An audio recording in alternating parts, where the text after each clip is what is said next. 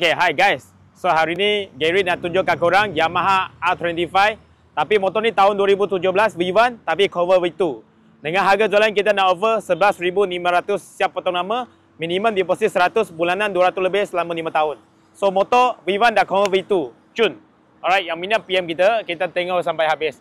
Dia dah fully cover V2 lah. Korang boleh nampak fairing. Fairing semua V2, lampu, fairing, side mirror semua V2. Siap dengan Lightech punya rear guard, Apido punya rear, CNC. So tayar depan IRC ada 50% lagi. Size 110, 70, 17. Pakai USD fork, V2 punya USD fork. Semua fender semua V2 lah. Alright, this semua cantik lagi. LED signal kecil, kawasan semua V2. Exhaust standard. Right. So tayar belakang pakai 150 60 17, pakai S22 Bridgestone Battleac Brantton punya tayar. Tayar ni corner memang cun. So maka dia dah buang, dia taruh fender kecil.